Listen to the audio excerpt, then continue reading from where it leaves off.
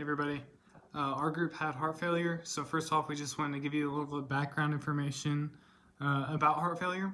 So first off, we'd like you to know that nearly 6 million Americans are affected by heart failure, and there are around 670,000 new cases each year of heart failure. Now, what exactly is it? Well, it's when the myocardial muscle of the heart is either stretched to fit more blood into the heart or thickened to pump more blood out. But either way, it's not good, and that's what causes heart failure because it allows the heart not to be able to pump blood effectively. But as we all know, heart failure does occur in left and right-sided parts of the heart, and that will affect our symptoms. So first off, let's look at left-sided heart failure. Some symptoms you'll see are elevated pulmonary capillary wedge pressure, nocturnal dyspnea, restlessness, confusion, orthopnea, tachycardia, expressional dyspnea, fatigue, cyanosis, tachypnea, and then some pulmonary congestion, some cough, crackles, wheezing, blood-tinged sputum, and And then for our right-sided patients, we will obviously see fatigue, a raised blood pressure, enlarged liver or spleen. And this also may be a secondary to a chronic pulmonary problem. So the heart failure may be a secondary complication of a pulmonary issue. We'll also see distended jugular veins in right-sided people, as well as anorexia, complaints of GI distress, weight gain, and then dependent edema. But treatment for heart failure, obviously they're going to be on some medication, but the biggest thing we can really do is change our lifestyle and our diet.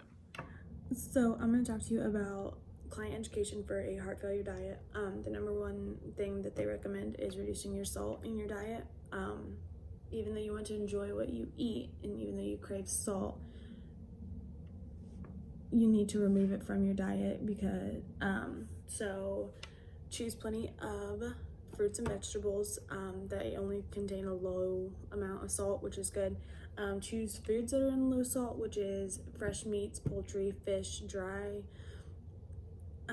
eggs, milk, and yogurt. Plain rice, pasta, and oatmeal are good for low sodium choices. However, the sodium content can increase if the salt or other sodium ingredients are added are high, so we want to kind of watch our sodium intake as well. Herbs and spices, and then vinegar and stuff like that, and juices are really, they're okay. You want to avoid herbs and spices, make sure that contain salt and sodium. You want to use lemon juice and fresh ground powder as natural flavors. They say to try orange juice and pineapple juice as a base for meat, like when you let it sit in it.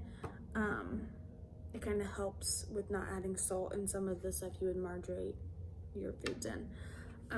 And they recommend that we would recommend to a client to read the labels before you buy packaged food, because you need to check the nutrition facts on the label of sodium content per serving, just to find out the number of servings in the packages. And then they want you to try and pick packaged foods with sodium content less than 350 milligrams per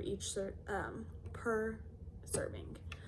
So it's also useful just to check the list of ingredients, and if salt and sodium are listed in the top 5, then it's too high in sodium. So we kind of recommend the clients stay away from that. So just educate your clients on what's good to eat, what's not good to eat, what to avoid.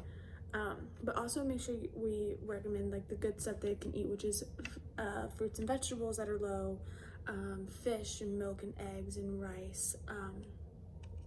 So yeah, that's what we would teach our clients. Hey guys, since Lacey talked about client education for a heart failure diet and Lane discussed exactly what heart failure is, I'm going to talk about the benefits.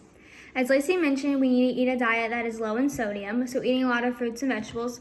Fruits and vegetables offer a lot of vitamins, specifically green vegetables such as broccoli, Brussels sprouts, and cabbage have a lot of health benefits.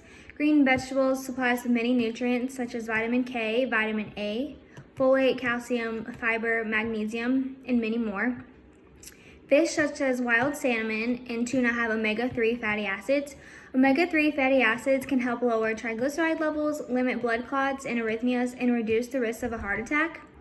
Overall, low sodium diet will help reduce blood pressure. It will improve your diet quality because many unhealthy foods are extremely high in salt. So a low sodium diet will help you to avoid those foods such as fast food.